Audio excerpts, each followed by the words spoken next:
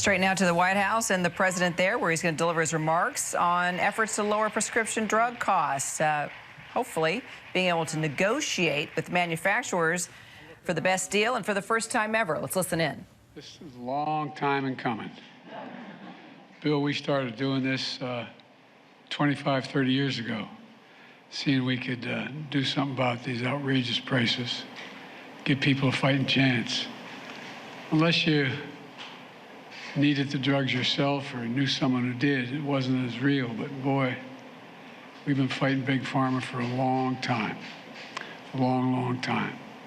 And Stephen, as my mother would say, God love you, son. You've been through one hell of an ordeal. Your story is a familiar one from too many Americans. Instead of using all your energy to fight the disease, you're fighting insurance or drug companies for medicines that literally keep you alive. Without them, you're not going to be here. On too many nights, too many Americans lay in bed staring at the ceiling, worrying what will happen if their spouse gets sick, if their child gets sick, or something else happens to them.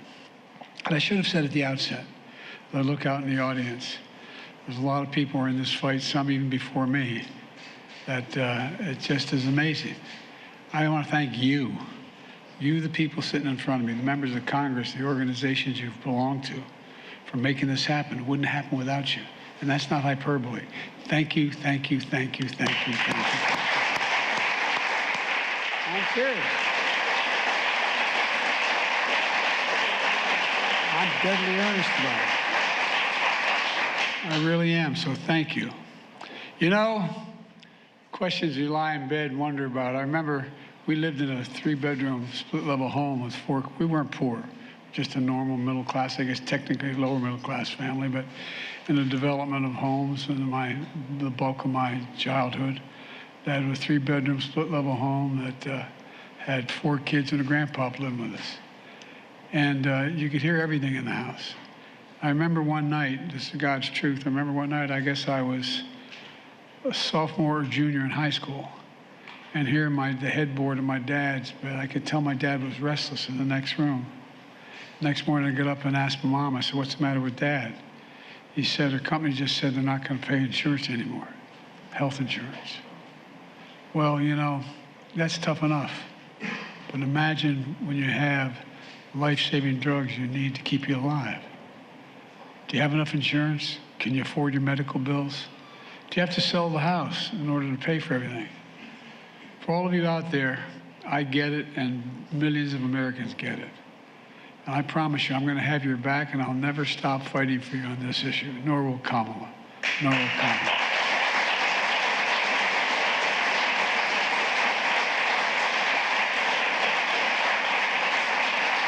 But again, I'm not being solicitous when I say, for all of you sitting in the audience, this would never happen without you. Never would have happened without you. I'm not going to start naming names because I'm going to get in real trouble if I do that. But thank you.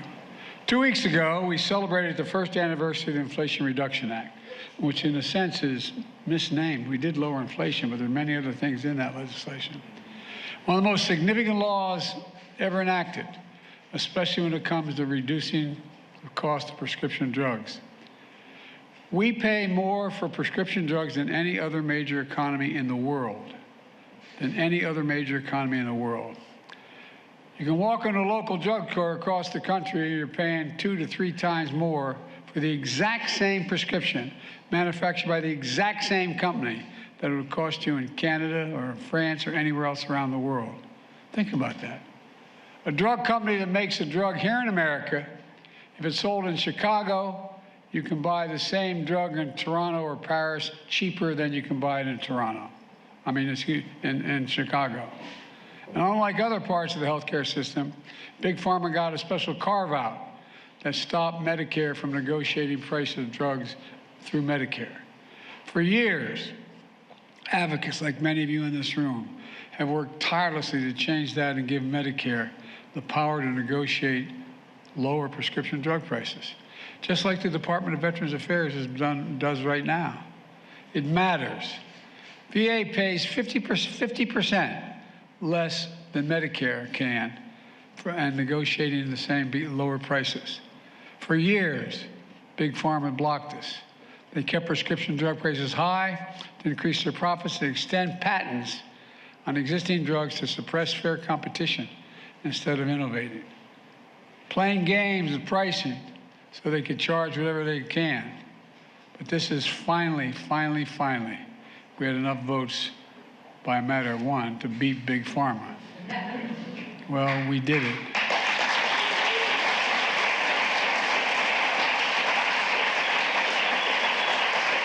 We passed the Inflation Reduction Act with no help from the other team.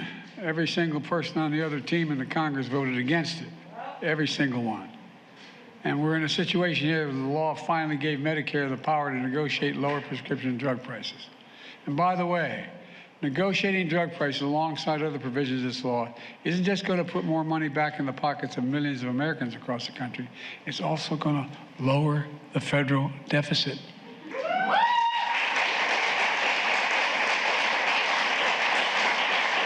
According to the Congressional Budget Office, it will save the federal government $160 billion over the next 10 years because Medicare won't be paying less for the prescription drugs they're making available to seniors.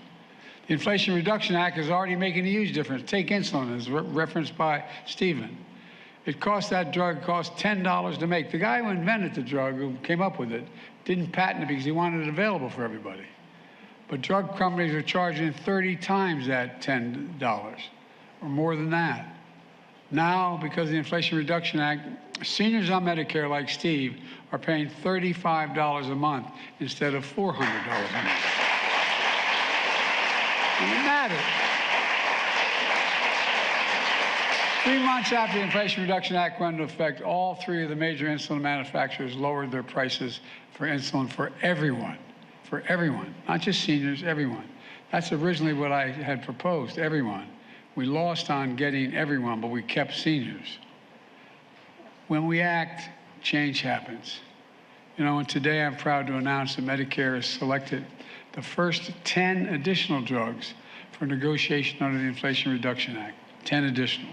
Drugs that treat everything from heart failure, blood clots, diabetes, kidney disease, arthritis, blood cancers, Crohn's disease, and so much more. Medicare spends $50 billion a year on these 10 drugs, and American seniors are spending $3.4 billion on out-of-pocket costs. Look, if you compare the total drug price globally, the United States is clearly an outlier.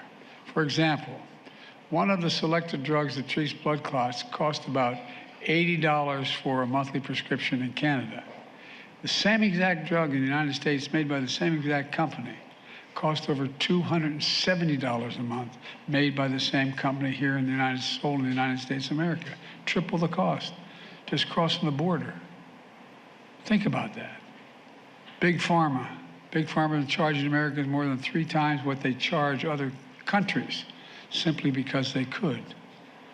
And I think it's outrageous. That's why these negotiations matter. Reducing the cost of these 10 additional drugs alone will help more than 9 million Americans. And by September 2024, HHS, Health and Human Services, was going to publish the prices it negotiated. In January of 2026, the new prices will go into effect. But we're not stopping there. Next year, Medicare will select more drugs for negotiations so more Americans get more savings on life-saving medications they need and deserve. But guess what? Big Pharma doesn't want this to happen, as you might expect. Last year, the industry spent $400 million in lobbying fees to try to stop the Inflation Reduction Act and block the ability of the federal government to lower drug prices. And when they failed, they went to federal court to sue the government in an attempt to maintain their exorbitant prices. They're hoping the courts will do what Democrats in Congress wouldn't do, protect the exorbitant profits and keep negotiations from happening. But we're going to see this through. We're going to keep standing up to Big Pharma, and we're not going to back down.